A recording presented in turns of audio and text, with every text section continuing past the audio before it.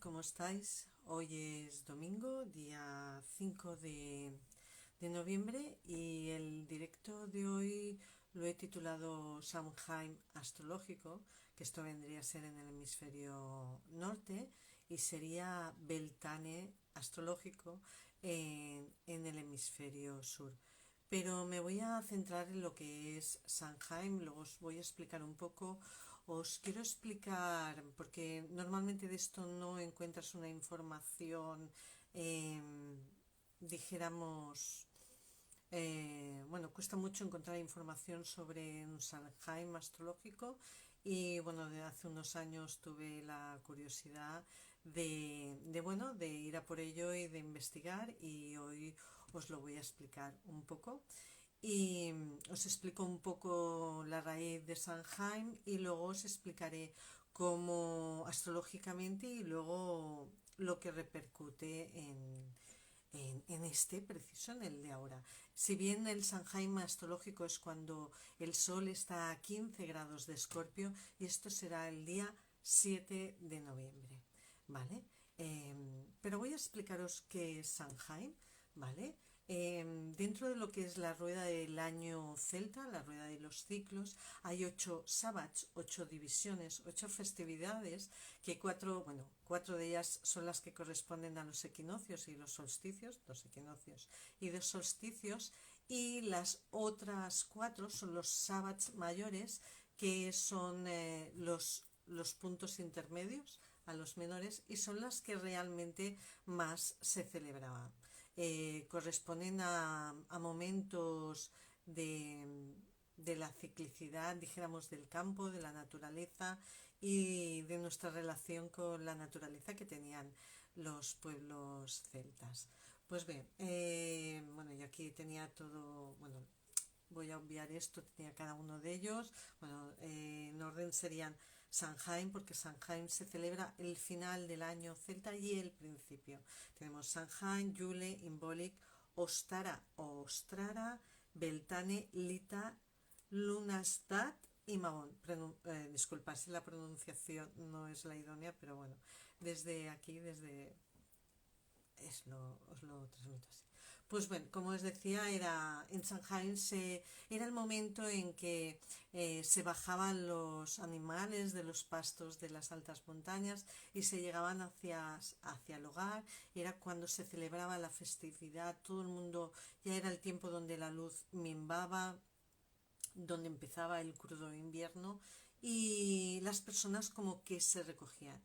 Y allí se celebraba, era una fiesta, celebración, eh, eh, que era una de las reuniones más importantes. Había cierta solemnidad, también se ocupaban de tratos, de asuntos, de juicios, de deudas, ¿no? Y era esa transición entre el verano y el invierno. Y también, bueno, comida, bebida, bailes, música y ritual de fuego como transformación. Esto de la transformación os lo voy a explicar un poquito más.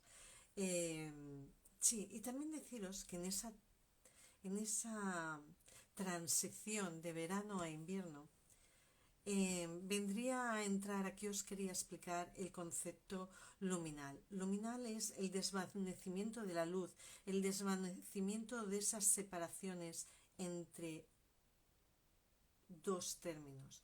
Vendría a ser, por ejemplo, el desvanecimiento de los límites. Por ejemplo, el amanecer, el anochecer, se consideran que son tiempos luminales. Pues bien, el momento de Samhain, el tiempo de Samhain, es un tiempo luminal, porque el velo, que así se llama, la línea, la separación entre el reino de los vivos y el reino de los muertos o el reino espiritual, se desvanece, o incluso llegan a decir que cae. Explicaros un poquito que también en ese momento que estaban más cerca los dos mundos, se veneraban a los difuntos familiares, se les honraba, se le daba espacio de nuevo en la mesa de comer en el hogar. Luego ya pasamos de todo lo celta y bueno, su devenir por los siglos, y hasta que llegó Gregorio, el Papa Gregorio IV en el siglo IX, y trasladó que primero la fiesta de todos los santos estaba por mayo y la trasladó al 1 de noviembre porque había las festividades celtas y germanas, paganas, y también había el Mundus Patet, que eran las festividades también de honrar a los difuntos en el antiguo Imperio Romano. Entonces, bueno, y que llegó hasta el siglo IX. Entonces Gregorio IV lo que hizo es instaura el día 1 de noviembre como el Día de Todos los Santos, que es el día de la visita al cementerio, a honrar a los familiares, a los fallecidos familiares. Y luego el día 2 es el Día de los Fieles Difuntos, que son los fallecidos que están en estado de purificación, o sea, el concepto de purgatorio, ¿no? Y entonces esto es el día 2. Luego, en sí lo que se hizo fue sustituir las celebraciones paganas, ¿vale? Y bueno, y esto el cristianismo aprovechó. Que si bien no se llegó a instaurar bien hasta el siglo XIV, ¿vale? Un poquito. Luego en México hay tanto el día 1 como el día 2 de noviembre, es el Día de los Muertos, que allí lo que es una mezcla entre las costumbres cristianas y las costumbres de los antiguos pobladores de la zona de México, ¿vale? Entonces, bueno, todo esto. ¿Y qué pasa? Que luego, ¿cómo llega San Jaime a nosotros a día de hoy? ¿Qué pasó? Que en el siglo XIX, con una gran hambruna que afectó a Irlanda, hubo una tremenda inmigración a Estados Unidos y esto, bueno, pues llevaron todas sus costumbres celtas, cristiano-celtas, ¿no? Porque iba ya todo un poquito mezclado y de ahí ya degeneró, o dio lugar a lo que es la festividad de Halloween, que yo ahí ya no voy a entrar a explicarla, pero porque me quiero centrar en lo que es San Jaime. Luego también deciros que, por ejemplo, a nivel celtíbero, aquí en la península ibérica, se celebra el magosto, que es el asar las castañas, pues con las sidras, con las bebidas, el reunirse en el hogar, que viene a ser más o menos lo mismo, y honrar a nuestros fallecidos. En sí es un sentimiento de transformación en una época de luz menguante. ¿Vale? Esto vendría a ser como ha llegado a nosotros desde los celtas lo que es San Jaime. Y astrológicamente, como os decía al principio, lo que son los sábados mayores corresponden cuando el sol está a 15 grados de Escorpio en este caso, y luego el Imbolic, por ejemplo, es a 15 de Acuario, Beltane a 15 de Tauro y, este siempre me lío, Lugnasat a 15 de Leo. Pues bueno, como os decía. ¿Qué pasa? ¿Cuánto dura San Jaime astrológico? San Jaime astrológico dura hasta que otro planeta pasa por el lugar donde fue el evento. O sea, cuando otro planeta pasa a 15 grados de Escorpio. Planeta luminar, la luna. La luna pasará por Escorpio, lo tengo aquí apuntado, el 12 de noviembre a las 23:53, casi ya el día 13. Entonces tenemos que el San Jaime astrológico lo vamos a tener del día 7 a la madrugada, ya casi día 13, ¿vale? ¿Y qué pasa? Estamos hablando ya he explicado todo lo que es el concepto de dónde viene San Jaime, de sus raíces celtas. Ahora vamos a hablar astrológicamente. Y estábamos hablando de Escorpio. Y quiero que entendáis que todo, no hay casualidades, estamos hablando de la misma energía. Escorpio con sus regentes en un principio, que fue Marte, y luego posteriormente Plutón. Plutón, el malentendido Plutón, que también, según la mitología, era Hades, el rey del inframundo. Para que veáis que todo va llegando a lo mismo. Pues bien, Escorpio, que yo siempre me da mucho coraje porque se le malinterpreta a Escorpio, que se suele, cuando la gente habla de Escorpio, Dios mío, se le tiene miedo y pavor.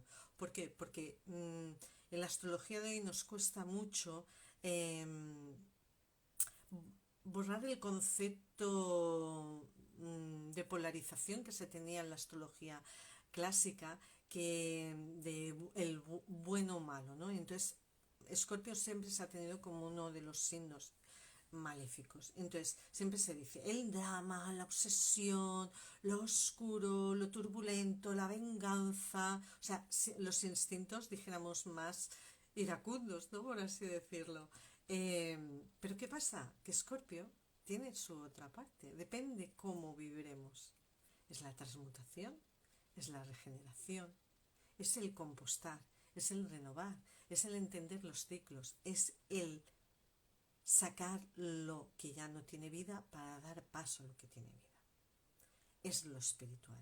Entonces, entendiendo este concepto de Escorpio, os quiero explicar, o sea, porque Escorpio es la potente, es el signo con la energía para mí más grande eh, dentro de una ciclicidad constante. Es cambio, pero es energía fija. Escorpio es fija, pero es elemento agua. Estamos hablando también de emociones. ¿Qué pasa? Que al otro lado de Escorpio, ¿qué tenemos? Tenemos a Tauro, también fijo, claro, por supuesto, pero es tierra, es elemento tierra. Vale. ¿Qué es Tauro?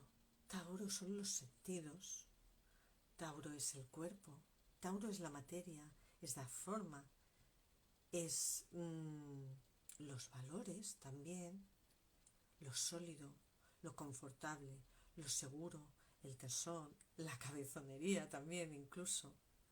Y estamos hablando de ese eje Tauro-Escorpio, ¿vale? Y en sí, ¿qué estamos hablando? Bueno, cuando ha habido los eclipses en el eje Tauro-Escorpio, yo lo he mencionado muchísimo. Estamos hablando de la materia y la no materia, de la vida y de la muerte. Pues mira, estamos hablando de lo mismo, del velo entre el reino de los vivos y el velo entre el reino de los muertos. Por eso, dijéramos, es tan importante el eje Tauro-Escorpio. Todos los ejes astrológicos son importantes, pero uno de los más importantes es el eje Tauro-Escorpio. ¿Qué pasa? Que ahora en el hemisferio sur lo que se celebraría sería Beltane. Dijéramos, es el velo entre la vida y la muerte, pero es la vida, ¿vale? A modo de deciros que en todo esto que os estoy... Hoy es un vídeo cortito, ¿no? Si tenéis alguna pregunta me la podéis hacer. Que veáis la importancia de este momento. Es una época en el hemisferio norte donde los días son más cortos, la luz es diferente. Es una llamada a la introspección para honrar las pérdidas, para honrar la muerte. No solo de los seres que se han ido, también de todo aquello que ha cumplido su ciclo. Y es una forma de vivir este momento desde la alta vibración, no desde la vibración más baja. Todos siempre decidimos con nuestra conciencia cómo lo queremos vivir. Entonces, el momento está y decidimos cómo afrontarlo. Entonces, cuando hablamos de pérdidas, cuando hablamos de muerte, ¿vale? Pues lo que decía, todo lo que ha completado su ciclo, todo aquello que ha dejado de estar en la vida, en la nuestra. Amistades, pareja, compañeros, trabajo, incluso nuestros animalitos, las formas de hacer, los patrones obsoletos, los hábitos que hemos dejado, todo aquello, eso, lo que ya no es. Y para que veáis la importancia de este momento, en todos los tiempos que son de transformación, es cuando salen las partes más ocultas de nosotros. Partes que no sabíamos ni que teníamos. Sale esa energía tan potente escorpionana que teníamos. ¿Y dónde la teníamos? En la trastienda, la teníamos en nuestro inconsciente, la teníamos en la psique más oculta. Pero dentro de todo eso que surgen hay un redescubrimiento. Es lo que le llaman, y por eso a Escorpio también se le llama el concepto de Escorpio de calcinarte en las cenizas y resurgir cual ave fénix. Pues es este tema, el ave fénix de quienes somos, o sea, el diamante que nosotros somos. Y también entender, es un renacer entendiendo qué es lo que tiene cabida en nuestra vida, al honrar lo que ya se ha ido, lo que ya ha cumplido su ciclo, venerar lo que sí tiene que estar, ¿vale? Y luego, hablando de este en específico, de este Samhain en específico, que es el día 7 de, como os he dicho, del 7 al 12 de noviembre, el día 7 he hecho el estudio, que tengo allí delante las cartas de, que no se me apague el ordenador, las cartas de, es que si vierais esto, aquí tengo todo el estudio que he hecho escrito, aquí tengo datos astrológicos y yo frente del ordenador tengo las dos cartas, la del día 7 y la del día 12 cuando acaba. Lo importante, junto con el Sol a grado 15 Escorpio, tenemos está Marte en conjunción y tenemos también a Mercurio en conjunción. Mercurio está un poquito para allá, pero sigue haciendo conjunción.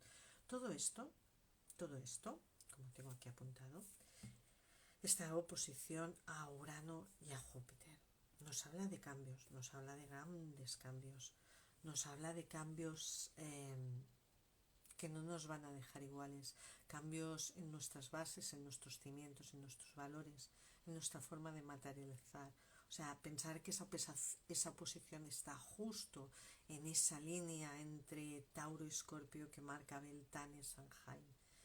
Está hablando que la forma en que nos conectamos y entendemos lo espiritual, la transición entre lo material y lo no material no tiene que ser la misma, es algo más sublime, es otro concepto diferente al que teníamos. Entonces, sobre todo ese stellium siempre os digo que es una consecución de planetas a menos de 9 grados unos de otros, nos habla de una introspección, de un ahondar en nuestros sentimientos más escondidos, más recónditos, de un momento muy personal de metamorfosis, de misterio, de transformación y también de curación. Yo no soy muy dada, a mí a veces me preguntan, ¿qué ritual hago? Yo no soy dada a los rituales, yo me dejo llevar y si me decís, ¿y para este Samhain qué? Pues hacer introspección aprovechando este momento de transformación. Ahondar, porque al tener ahí Mercurio, aprovechar esta energía para examinar nuestra sombra, nuestros procesos internos, nuestro inconsciente. Y Marte nos da la fuerza para poder hacerlo, para iniciar este proceso. Vendría a ser, ¿sabéis? Como un lago de agua calma. Pues son esas corrientes que corren bajo el agua, vendrían a ser esos sentimientos en las profundidades, que estamos aparentemente calmos, pero por debajo corre toda una emocionalidad turbulenta, ¿no? Pues vendría a ser esto. ¿Desde qué punto? Desde la comprensión, desde encontrar los dones escondidos, porque en esa introspección hay un encontrar una fuerza y unos dones escondidos. Es tiempo para liberarnos de las herencias emocionales, de los patrones emocionales de la línea familiar, emocionales y no emocionales, pero también emocionales, porque Escorpio es agua. Es un proceso doloroso, es un proceso necesario, es una liberación generacional y es una regeneración. Y entender que es un ciclo de creación, destrucción, purificación, purgar todo lo negativo, sacarlo y dejar un camino nuevo y limpio. Esa sería la forma de vivir este Samhain desde la conciencia, tenemos ahí el sol, desde nuestra identidad, desde lo que nuestra esencia necesita. Está Marte y está Mercurio. Si nos dejamos llevar por la parte más turbulenta, lo podemos vivir de otra forma, pero desde otra polarización, ¿no? pero, pero bueno, ya sabéis que la astrología que yo hago siempre intento hablar de la más alta vibración. Martes es, como os decía al principio, Marte también es regente de Escorpio, está en su casa también. Y, y van a salir, van a flotar en esas aguas calmas, aparentemente calmas, van a flotar muchas cosas que estaban escondidas, muchas rabias, muchas emociones viscerales. Entonces, entender que no nos dejemos llevar por ellas y simplemente no las saquemos afuera en un arrebato ahí, sino que entendamos el momento de transformación y regeneración. Y, y ayer estaba explicando una carta natal y yo le decía a la chica, eh, es tiempo de antes de expresar, no dejarnos, porque un Marte es velocidad, ¿no? Es zoom y lo sueltas. Entonces, entender el momento, entender el clima astral, saber del clima astral, en este caso te hace entender de esa velocidad verbal casi que no se puede contener, y como está aflorando lo más oculto, lo más doloroso, pues pasarlo primero por la cabeza, ¿no? Pegarle un nudito a la lengua y luego decirlo desde otro punto.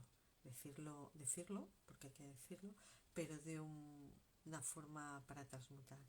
Y, y las cosas tienen su fin, todo tiene su principio y tiene su fin. No, sin momentos escorpionanos el ciclo de la vida no podría llevar.